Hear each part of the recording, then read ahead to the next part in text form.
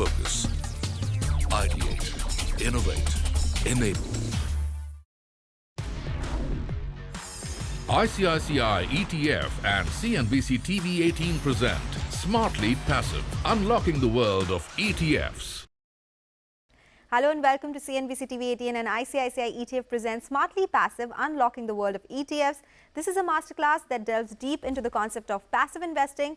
So let's cut through the clutter and demystify passive investments with insights from industry experts and then learn how this strategy can empower you to achieve your financial goals. In today's episode, let's understand the various types of passive investments and how they differ from one another. And to understand that, we have with us two guests and experts joining us, Tarun Birani, founder and CEO of TBNG Capital Advisors, and Deepak Shenoy, CEO at Capitalmind. Gentlemen, thank you so much for joining us today on the show. You know, passive investments, they have been taking the investment world by storm globally, and we've seen that shift in India as well, though it's picking up slowly. What's your take on this? Yeah, so thank you for having me here, and I think it's a very, very important topic, and as we are observing, this is a shift happening across the globe, and India is surely catching up on the passive side of it. As we talk, there is almost like $12 trillion of assets in the passive side across the globe in the ETF assets. Largely from 2004, this has grown from 2 trillion to 12 trillion, right? So this is like a large increase in the AUMs in the passive, which again comes from the simplicity, lower cost structure, efficiency in building asset allocation while looking at ETF structure. So which gives huge advantage to passive, and India surely has caught up with this trend which is there across the globe. Let's now get in Deepak Shenoy in the conversation. Deepak, thank you so much for joining in. What are you making of the entire landscape when it comes to Indian markets and some of the products, how one can look ahead and diversify in terms of passive investment and ETFs as well, of course, there?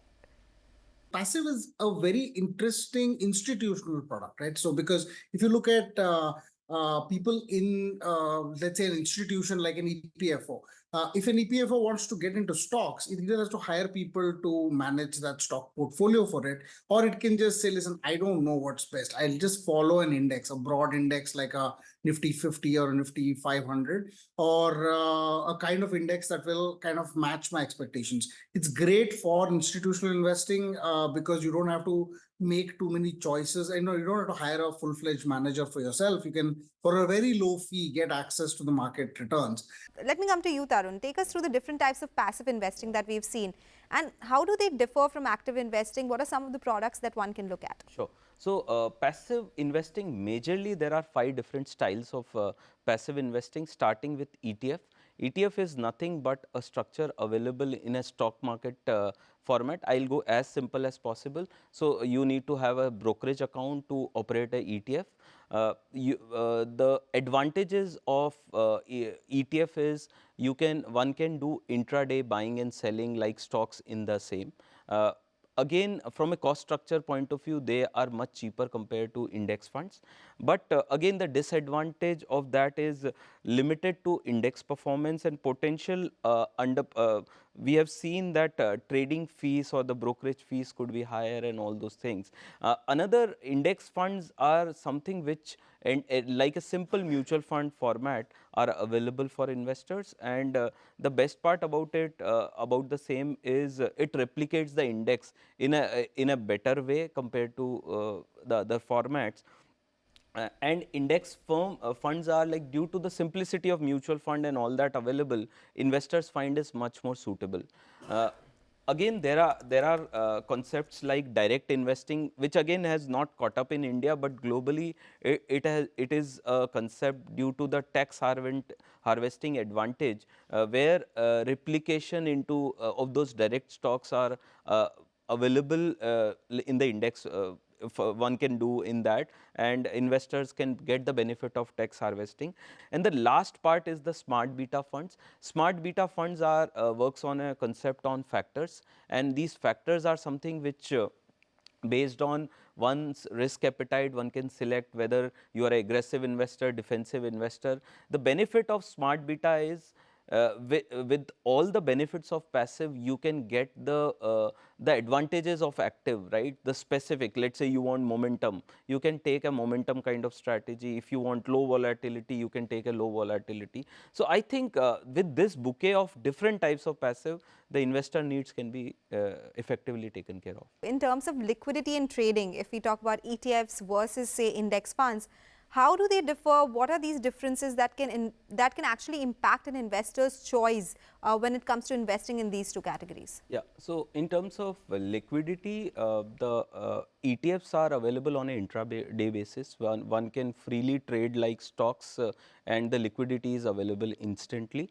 But one caveat, I think the indexes are as liquid or not. I think that is one question investor need to check before getting into ETFs, because it's still a market which is evolving in India. So I think there are some ETFs which are not very liquid, due to which bid-ask spread could not be very efficient for them. At the same time, index, there's a once a day kind of liquidity option available to the investor, where the day end NAV is applicable to the investor. So from that point of view, liquidity is fairly available to both the options. But yeah, ETF has an advantage where you have an instant liquidity which is available.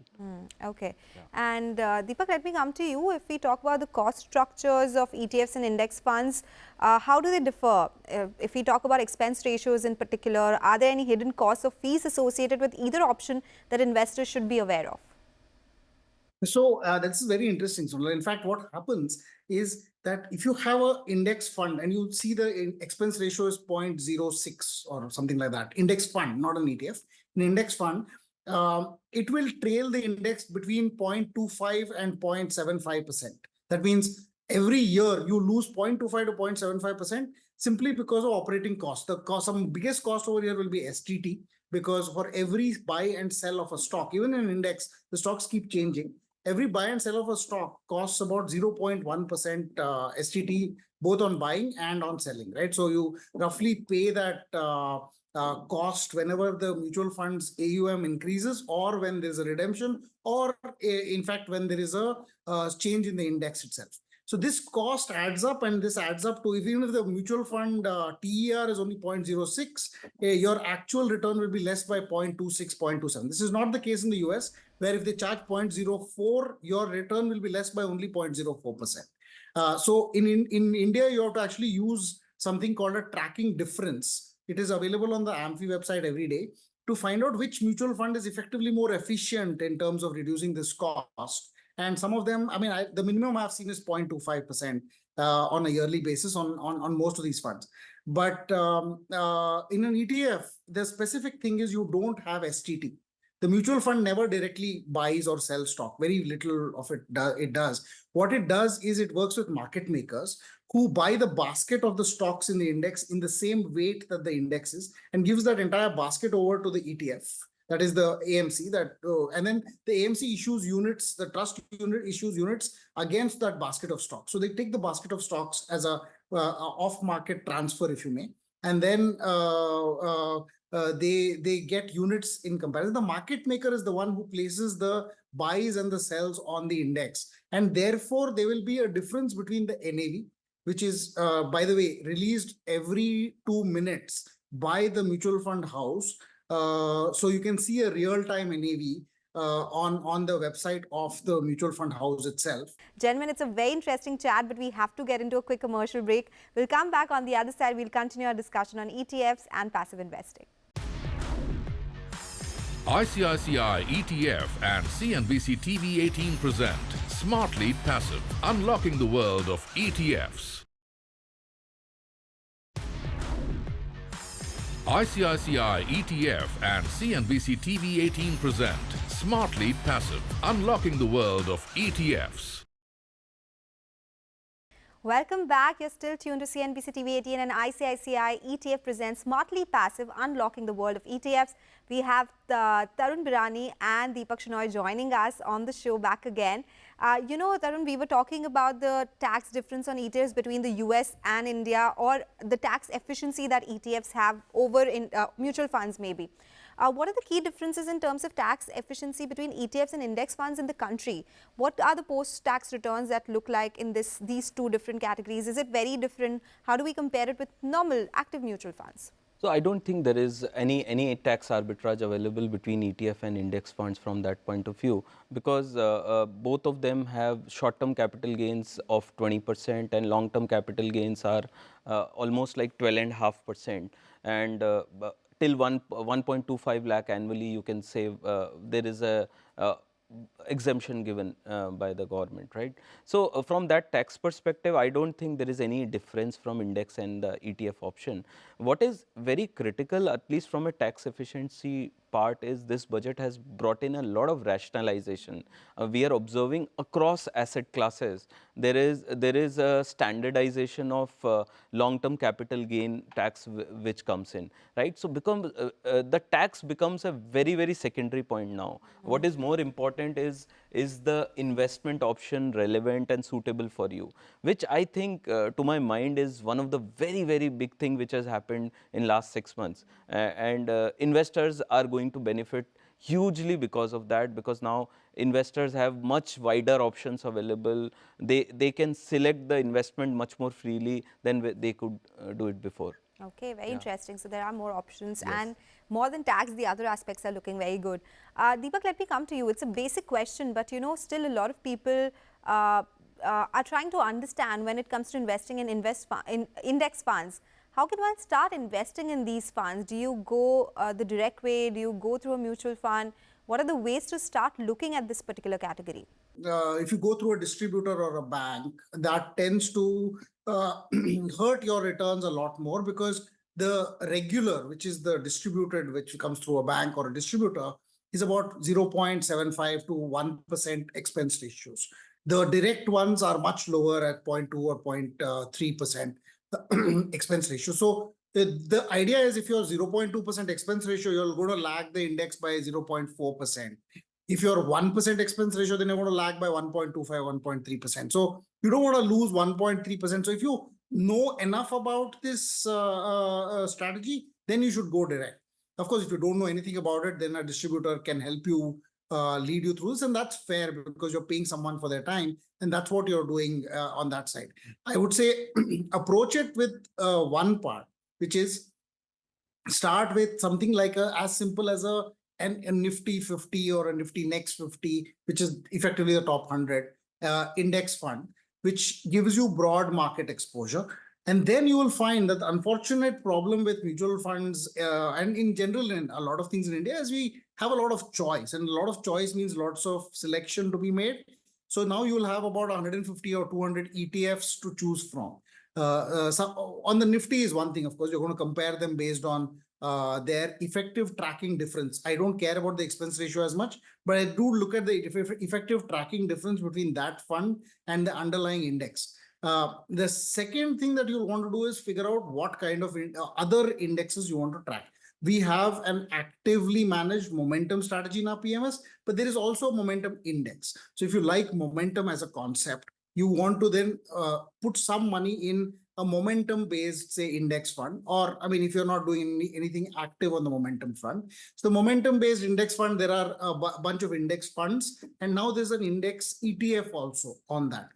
Some of these are new, so they don't have 3-year, 4-year, 5-year performances for you to actually compare it with. But I think as they get more performance, you'll be able to calculate, look at their performance over a long time, look at their tracking differences over a long time, compare them to the broad index, and then make those selections. You'll probably want to build either a core portfolio, which is broad based, which is basically the large amount of large caps, some mid caps, some small caps, and then some factor oriented strategies as a satellite portfolio, which allows you to target momentum or quality or value. Okay, all right, that's very interesting. And nothing sounds Greek. We have the two of you to explain all of that to our investors and the viewers as well.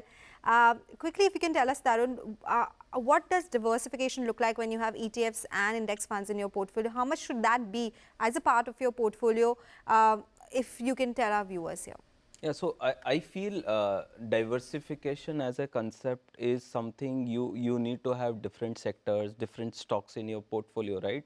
Which are which are genuinely non-overlapping, right? I think that is, according to me, is the big part of the diversification, which unfortunately, as we talk, I have seen investors' portfolio is big with the similar kind of funds. There are 20, 30, 40 funds available in the portfolio. So diversification, to my mind, is very critical. And with indexing and concept and passive concept becoming much and much wider now, I think one can do this diversification in a much more meaningful way, right? Like you are interested in building a satellite portion on the IT sector because you find the valuation cheaper there.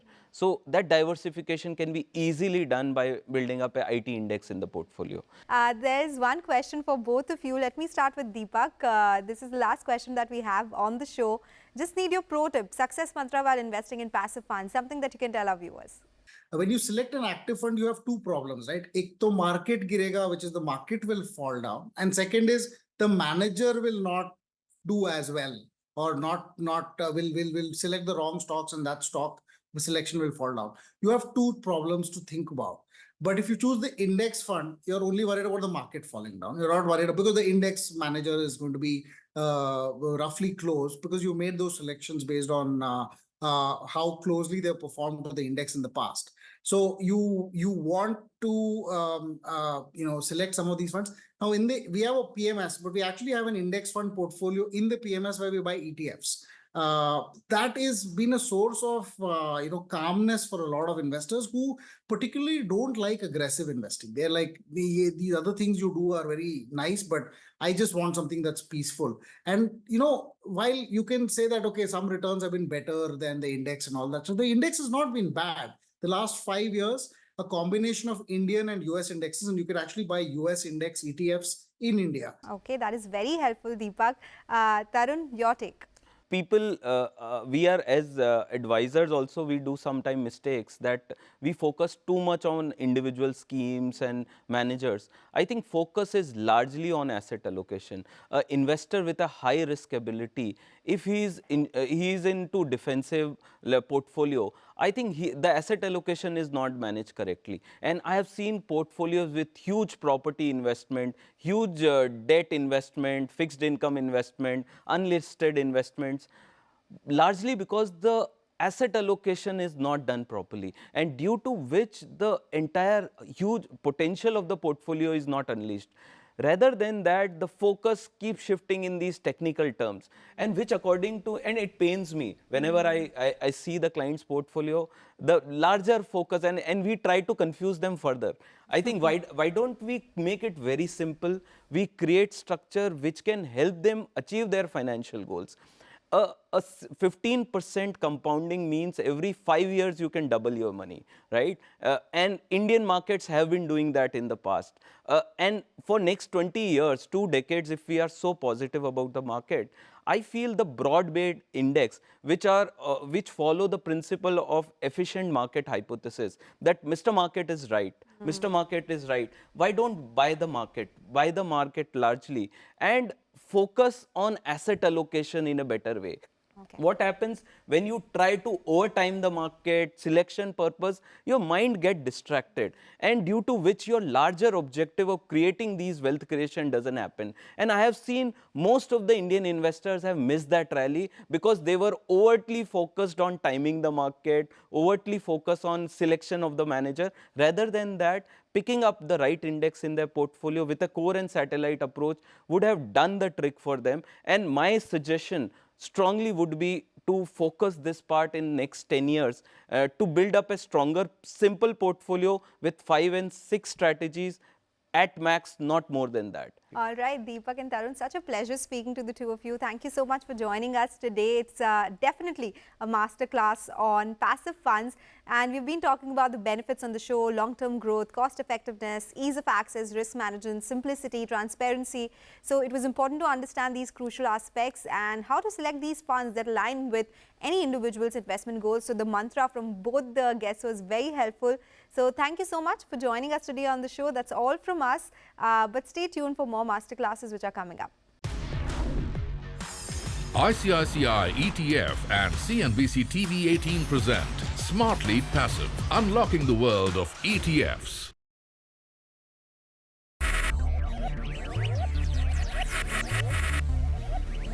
Focus.